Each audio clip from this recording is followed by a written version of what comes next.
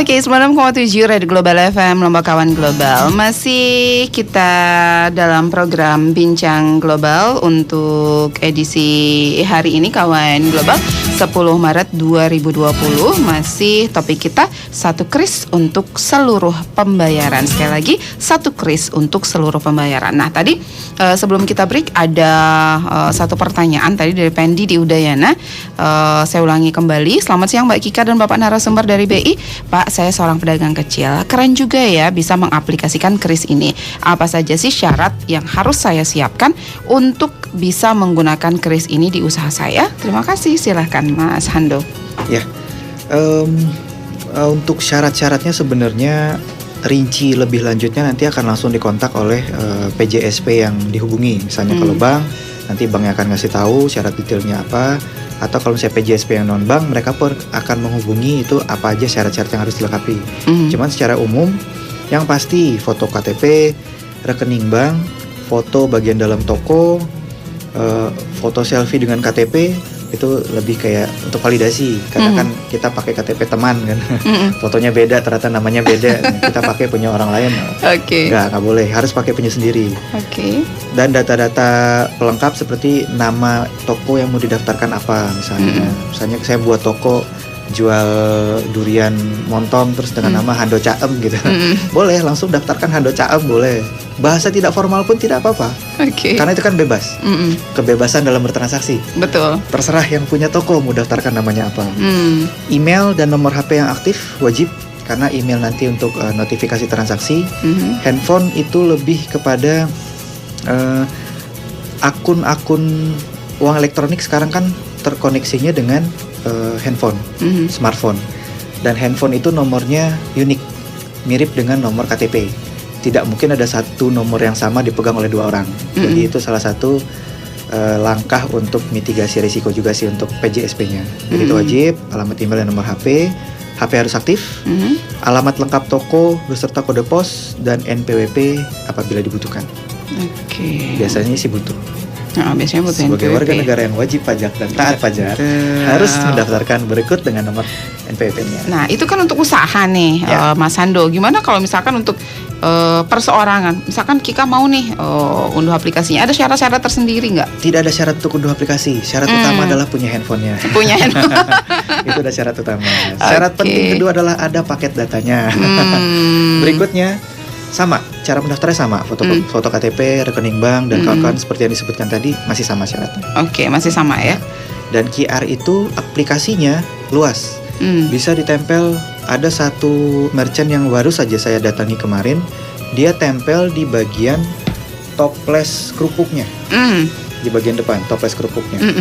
Ada yang digantung di depan meja kasir, jadi dia ngegantung QR-nya. Ada yang ditempel di kaca lemarinya di pintu masuk. Ada yang memang dikasih stand dengan akrilik yang bagus di atas meja kasir. Jadi macam-macam. Tempatnya macam-macam. Mau di scan kode QR sudah ada, dicetak jadi sablon ke baju, bisa. Bisa juga. Sudah dicoba dan berhasil. Mau dibikin ditato di tangan? Tato jeleknya. Tapi kalaupun ditato di tangan, ya asalkan warna tato dan warna kulitnya tidak bergabung ya menjadi satu warna, masih bisa. Tapi janganlah ya tato ya. Mungkin masih bisa di tempat lain ya, Mas tapi aplikasi Hando. tempatnya bebas dimanapun. Yang penting desainnya satu desain yang ini.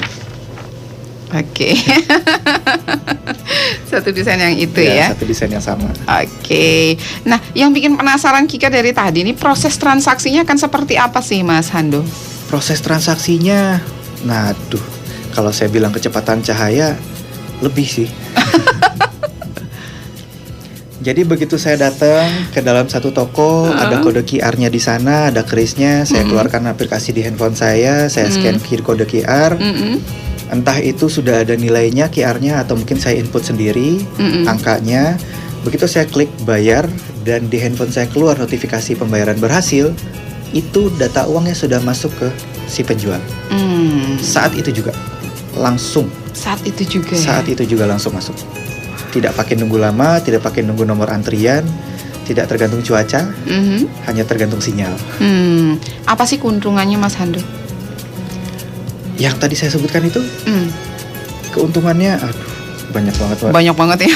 Apa nih Mas Hando yang paling memikat ini apa nih Mas Hando keuntungan menggunakan kris? Dari sisi penjual, kalau dari sisi saya sendiri yang menggunakan, satu, saya nggak pusing untuk nyari ATM di mana kalau nggak bawa uang. Kalau sekarang kan soalnya lebih ikhlas ketinggalan dompet dibandingkan ketinggalan handphone. Kalau handphone yang ketinggalan saya langsung putar balik. Tapi kalau dompet yang ketinggalan kadang baru ngehnya itu, baru sadar itu sore. Oke. Kok dompet saya mana, di rumah ternyata. Jadi begitu data sudah ada di handphone, uangnya sudah ada di handphone, yang mana tidak akan tertinggal, kita nge-scan, bayar, selesai. Saldonya habis, tinggal top up dari handphone. Top up dari handphone, masuk lagi ke aplikasinya, aplikasi kita scan QR. Setelah scan QR, selesai. Kalau misalnya hari itu saya lupa udah belanja apa saja, tinggal lihat history transaksi, semua tercatat di sana. Pencatatan selesai. Dari sisi penjual, sama, pencatatannya aman, sudah tercatat rapih secara sistem, waktu, tanggal, jam, detik, menit, sampai jumlah pembeliannya apa, ada semuanya di sana. Jadi lebih tercatat, lebih mudah, lebih cepat. Tidak ada lagi yang namanya kembalian permen, tidak ada lagi yang namanya pusing untuk mengembali uang kembaliannya habis. Kadang ada yang pernah ditemuin, begitu kita kasih uangnya, kembaliannya nggak ada, ke toko sebelah dulu nyari kembalian. Toko sebelah nggak ada, cari toko sebelahnya lagi. Sampai satu blok udah dia lewat, dia lari lagi balik. Ini kembaliannya lebih tebal uangnya daripada yang kita bayar. Jadi banyak, keuntungannya banyak. Sangat banyak keuntungannya ya. Baik. 96,7 Radio Global FM. Nomor kawan global, silakan untuk Anda ingin bertanya kembali, boleh. Kami nantikan Anda di 087865110035 ataupun di Facebook kami Global FM Lombok sampai tuntas nanti kawan global. Nah, kalau di NTB sendiri sudah banyak merchantnya ya, Mas Hando? Sebentar, baru saja saya melaporkan itu. Merchant di NTB itu kalau nggak salah sudah mencapai 26.000. 26.000. Tepatnya ini berdasarkan data bulan awal Maret, itu 29.000 merchant yang sudah terdaftar di NTB saja. Secara nasional 2,8 juta merchant yang sudah didaftarkan.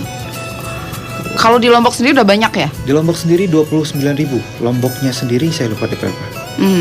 Tapi udah banyak. Total se-NTB itu 29.000. Total se-NTB 29.000 di Lombok, berarti udah banyak banget ya? Sudah banyak, sudah tersebar.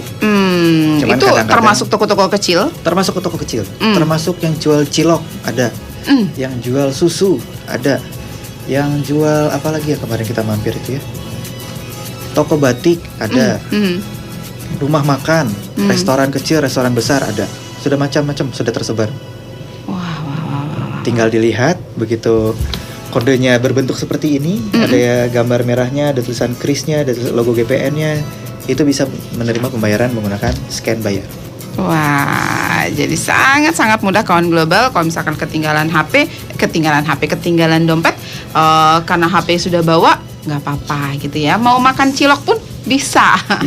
Oke. Mau makan siang bisa, silahkan aja kawan global ya. Nah, respon masyarakat sendiri secara umum terhadap kris ini seperti apa, Mas Hando, setelah digunakan mulai dari tahun 2017 ya sudah ada ya, Mas Hando ya? Kris sendiri baru 2019. 2019. Iya. 2019. Agustus 2019. Ya, itu sejak mulai digunakan itu bagaimana respon masyarakat sendiri, Mas Hando? Sebagian besar masyarakat itu bilangnya cepat, tapi masih ada beberapa masyarakat yang bilang kok transaksi ini saya masih nggak mengerti menggunakannya. Itu sebenarnya lebih kayak apa ya? Kalau bisa saya analogikan tuh seperti telur dan ayam. Kalau ada pertanyaan, telur dulu atau ayam dulu? Sama kalau ini. Jadi fasilitas non tunainya dulu ada di lapangan, atau masyarakat yang penggunanya dulu sudah ada. Itu kan selalu berputar, saling kejar satu sama lain. Begitu masyarakat ayo pakai non tunai, dia nanya di mana saya bisa pakai non tunai ini. Kok industri kok belum kelihatan masang itu di lapangan. Begitu kita tanya industri, kenapa tidak menerbitkan pembayaran non tunai, dia nanya masyarakat yang akan pakai siapa. Muter di sana. Kalau sekarang enggak, kita dorong dua-duanya. Kita langsung dorong dua-duanya. Jadi kalau misalnya ada yang masih nanya bagaimana ya respon masyarakat terhadap kris, sebagian besar, apalagi kalau misalnya dari yang sering saya temui, mereka sangat menerima dengan baik adanya kris ini karena memang itulah yang dibutuhkan saat ini pembayarannya. Uang tertinggal, dompet tertinggal, nggak bisa narik uang tunai, susah belanja.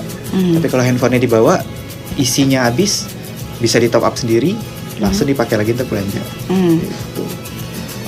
Keren. Oke, kita punya satu pertanyaan lagi nih Mas Hando. Bisa.